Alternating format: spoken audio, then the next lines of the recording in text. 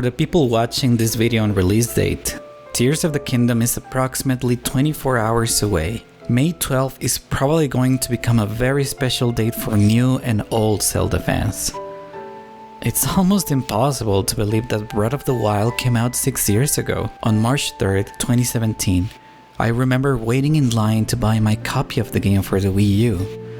It was so difficult to get a Switch back then, and even if it meant compromising the game, I'm still glad that all players could enjoy the game on the same day. It's crazy how the Zelda franchise manages to shake up the landscape every time we are graced with a new iteration of Hyrule. The last release though was Skyward Sword. For most people that was a flawed and gimmicky experience, but for me that was my first Zelda game. Skyward Sword opened up the skies for me to realize that there was a world I had not experienced before. Then came Ocarina of Time, Majora's Mask, Twilight Princess, A Link Between Worlds. At just 12 years of age, I was fascinated by this ever-repeating tale of courage, wisdom, and power. And now, having turned 24, I find myself impatient for the next 24 hours to elapse.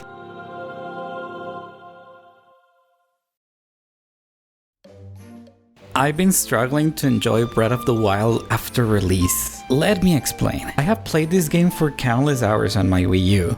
I went through all of the main story beats, I activated all of the Sheikah Towers, I went through most of the shrines, I acquired the Master Sword and freed all of the divine beasts before facing Ganon. As far as I can recall, I did this for about 3 times on my Wii U and 3 times on my Switch. And even though my playthroughs were getting faster and more efficient, I started to feel that my experience with the game had become stale. Sure, the DLC made things a whole lot more interesting, but sometimes, whenever I tried to pick up the game again, I almost always dropped it once I got to Hateno Village. Some things became a bit tedious, like getting 13 hearts in order to get the Master Sword, which meant figuring out a route to complete 40 shrines as fast as possible. But sometimes traversal proves to be difficult without enough stamina. Getting the Master Sword is key in order to farm Guardian parts for the better armors and equipment. So it felt a bit frustrating to waste a couple of hours on exploration and shrine hunting. Of course, the number of shrines can be brought down to 26 if we complete all of the divine beasts along the way. However, I'm not sure how much time is shaven off by this. On top of that, there's the weather system. The weather systems are amazing, but sometimes it feels like it actively conspires against you. During most of my playthroughs, whether it's RNG, bad timing, or Eiji Aonuma laughing in my face, I found myself having to wait for the rain to clear out in order to activate the furnaces in both Hateno and Akala. Not to mention, some of the side quests for the shrines became infamous by how frustrating or time-consuming they were. The one I enjoyed the least was Ruta Suma's Shrine, where you have to babysit a Sheikah ball as you slowly stroll through a fucking Fibonacci spiral. Then I really started neglecting the side quests provided by NPCs through the game. I felt overwhelmed by the amount of people you could talk to, as I really just wanted to spend time exploring this new devastated Hyrule, and more importantly, progress the story. I didn't feel like I was rushing through the game, but I enjoyed some parts of it more than others. This made subsequent playthroughs a bit frustrating for me, but then I came to a horrible realization. I could not unlearn Breath of the Wild. I simply couldn't bring that magic back from playing the game for the first time. In a way, I felt that I had taken in all that the game had to offer. So I left it at that. After a couple of attempts, I simply stopped playing the game for a while. And that was it. I kind of gave up on one of my favorite games of all time.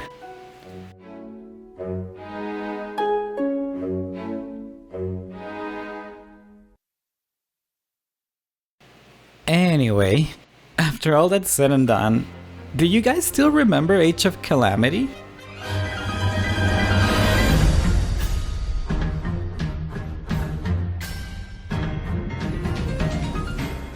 have to say that I was not expecting Nintendo to put out a spin-off on one of their most safeguarded franchises. Twice.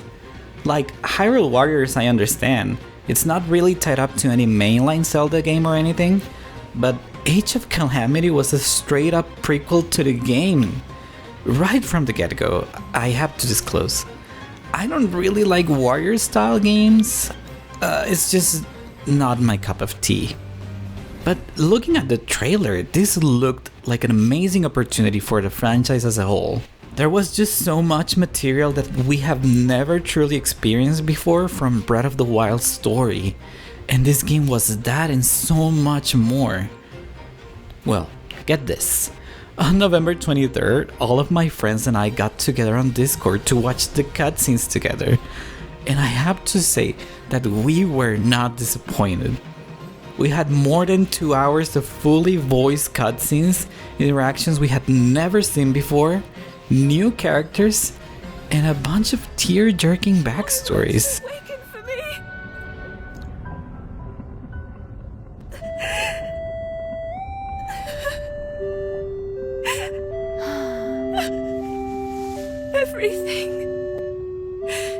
Everything I've done. Ultimately, all of it was for naught.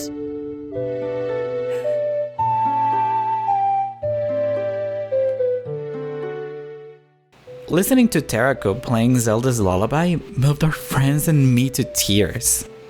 You know, watching Zelda struggle to keep up with her father's expectations truly fleshed out her character like never before.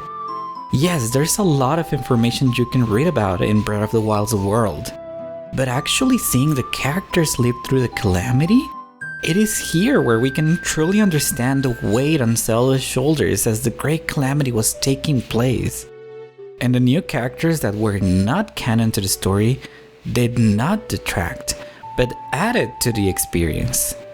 In reality, this was more like a fan fiction that hit all of the right spots. Fan servicey enough while still playing into these what-if scenarios realistically. I felt satisfied with this new way of reliving Hyrule. Yeah, I was not actively playing the game, but discussing this alternate story with my friends and falling in love with these characters again just felt so good.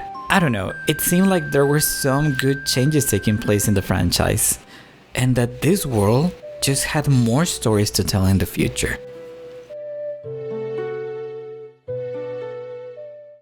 In all honesty, guys, Tears of the Kingdom's announcement came way too early. But boy, has the hype been real ever since. This was not in small part due to the amazingly cryptic trailer that we got with this announcement. Bear in mind, this was June 2019, possibly one of the craziest E3 events of all time. We got huge announcements such as Luigi's Mansion 3, Animal Crossing, and Banjo-Kazooie for Smash. And right after that, we got to finally see the announcement. The sequel to Breath of the Wild is now in development? Oh, hell no, man. What the fuck, man? As it's always the case with Nintendo, release dates are weird.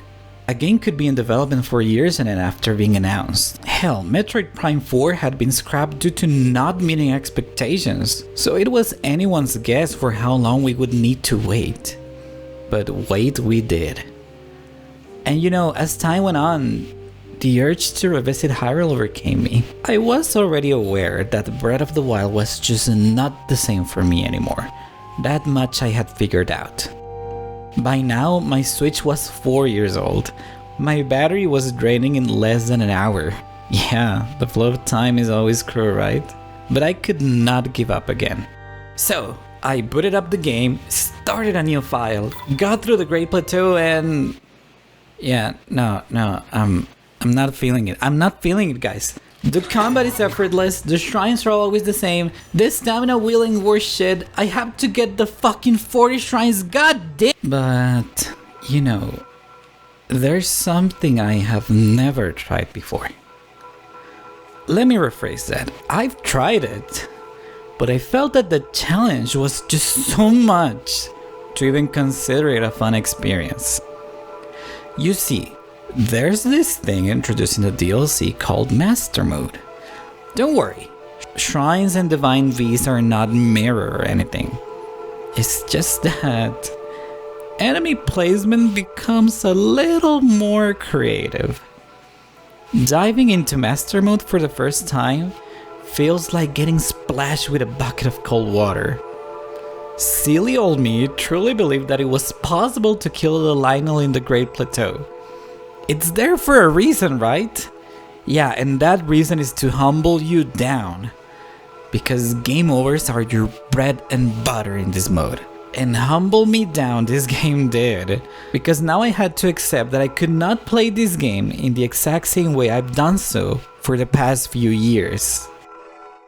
So I did some research. Most of the problems I personally had with the game were just that. Personal problems.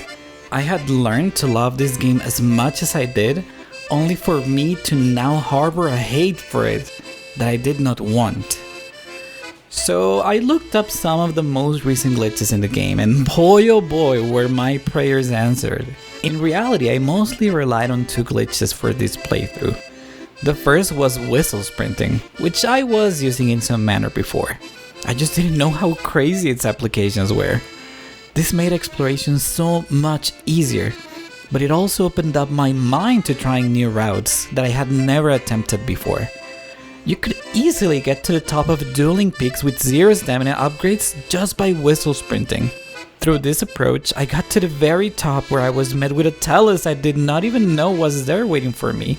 The next thing I did was not to get any hard upgrades for the early part of the game. This made combat so much more fun, as the game became more of a Souls-like experience. Most of the enemies could kill you in one strike, so that was a very fun thing to try at the very start. And now, the craziest glitch that changed my outlook in the game was one that involved a wooden log, some flint, and sleeping until morning, only to be met with an early master sword.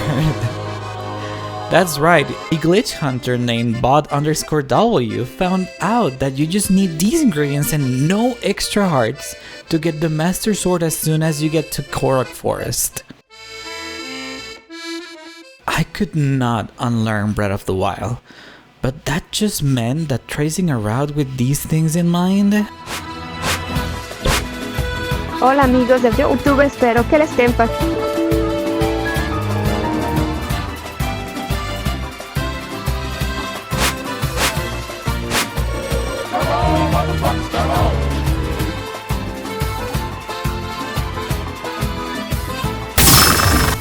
Yeah, boy.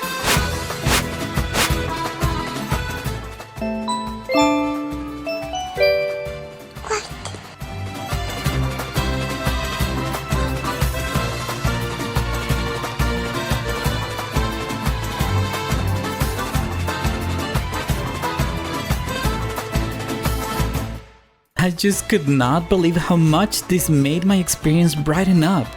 It was such a nice breath of fresh air. The game became challenging again, and trying out these glitches just sparked my curiosity on what else I could do. The most exciting for me was storming Hyrule Castle with only 3 hearts and stealing the Hylian shield so early on. Then came a little thought.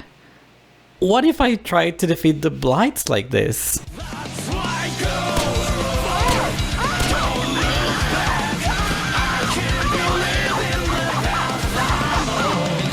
Fast as fuck, boy. Still fast as fuck, boy. Come get some.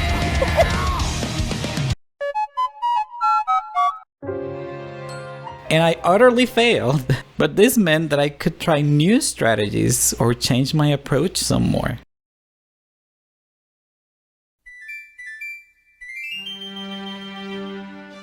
In the end, guys, it just felt so good to take a chance on one of my favorite games of all time again. Yeah, it's still not a perfect experience, but I'm pretty sure that all of these problems will be fixed in the sequel. Talking about the sequel, guys, I hope that you enjoy Tears of the Kingdom a lot. I know that we're all gonna be obsessed about the game for the coming weeks, so if you're still on finals, or if this is your last week on finals, I hope that you take a lot of time to enjoy the game. I know I rambled a lot about cheesing the game and discovering Master Mode, but I hope that you enjoyed it for a little bit. The best way to help the channel is to give it a like or a dislike, that way I can figure out if you guys like this type of content or not. And if you really like the video, consider subscribing so you can keep up to date with whatever thing I post. Also, I'll be streaming Tears of the Kingdom on the night of release, so if you want to catch me live in a couple of hours, be sure to check my Twitch channel. That's all for me, and until next time, stay spicy.